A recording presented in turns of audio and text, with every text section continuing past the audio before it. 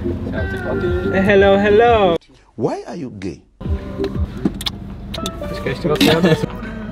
Pán Revolt FC Draha SK.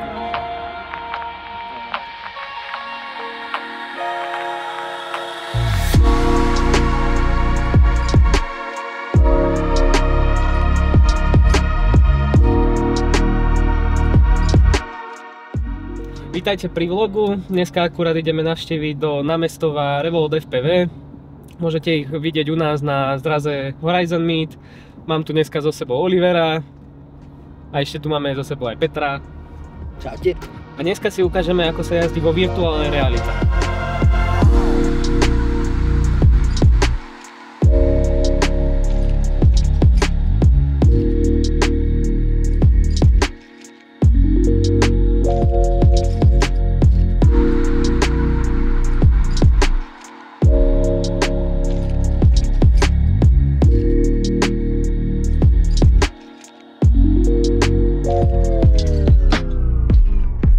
Tak vítajte, akurát sme v Revolt FPVčku v námestove. Ako môžete vidieť, toto vás očakáva najbližšie na Horizon Meete, ktorý sa koná 26.7. Môžete si to tam vyskúšať. Link v bio.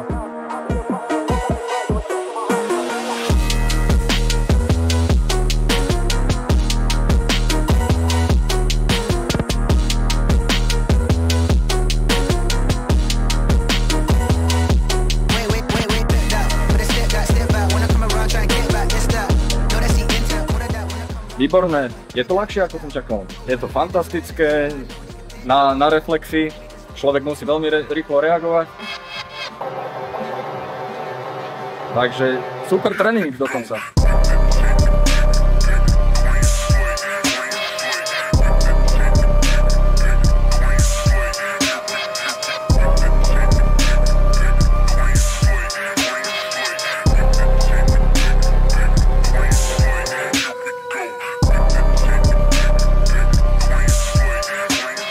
Sú určité úseky, kde sa treba trošku pohrať s plynom. Hlavne v tých vracačkách.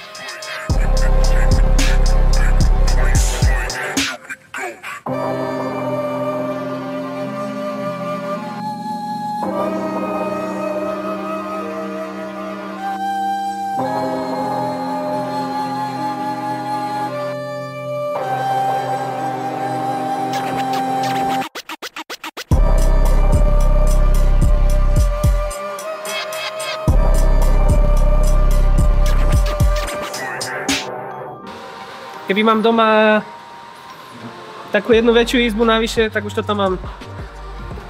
Ten grip bol rovnaký, ale teraz sa chová tak veľmi nedotačavo. Vieš, ten výkon to tak zatlačí, že tam presne a vždycky nabúram do tej steny, lebo pretlačím ten predok. Ako sa tam zdvihne, vieš, tak to ide. A je super, že fakt sa tam dajú skúmať hranice toho gripu a toho výkonu. Ako aj v realite, proste, len je to taká minimalistická realita.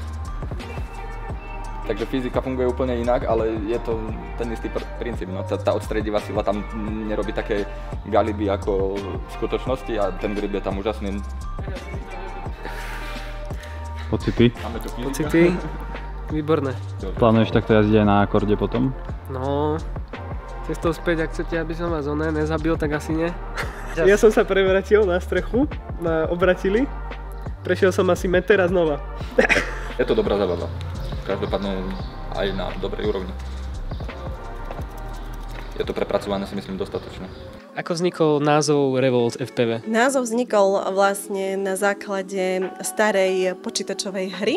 Od malička fascinovali mňa aj manžela RC auta, tak momentálne v tomto štádiu sme sa rozhodli, že by sme to chceli vyskúšať takto, aby to bola možnosť vlastne pre deti, pre dospelých, že dať to skúsiť aj iným. Na Slovensku sme jediní. Čo sa týka budúcnosti, vidíte sa aj niekde v ďalších mestách, že by ste sa rozširovali? Vízie máme určite aj takéto, len momentálne by sme chceli ísť medzi tých ľudí aj s touto dráhou a vlastne ukázať im to a nech si to prídu vyskúšať. vyskúšať. V našich priestoroch sa nachádzajú ešte dve hry, escape roomy GTA a Delis. GTA má súvis s týmito autíčkami, vlastne celý ten príbeh sa odohráva v starom autoservise. Prichystali ste si niečo k nám aj na Horizon Meet? Áno, prichystali, bude súťaž, kde ten, kto bude mať najlepší čas, získa k nám do RC Areny vstup pre 6 osôb na 1 hodinu. Ďakujeme za tento rozhovor, vidíme sa so všetkými na Horizon Meete. Každopádne je to super zábava, aj pre takých, čo majú vyššie nároky na jazdné vlastnosti.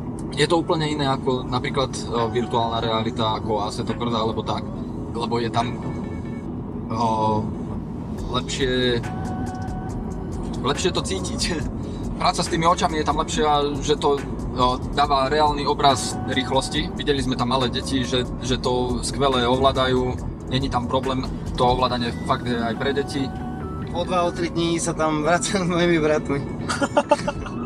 To je to fakt super, akože za mňa fakt strašná bomba.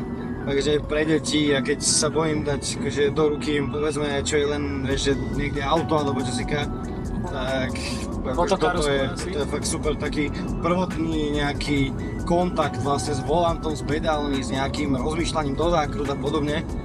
A je to fakt super, akože za mňa. Dá sa tam aj výkon prispôsobiť na nich, čo je tiež perfektná vlastnosť. Takí menší to môžu mať fakt v rýchlosti, ktorú budú zvládať a môžu sa tak lepšie odraziť, mať lepší začiatok.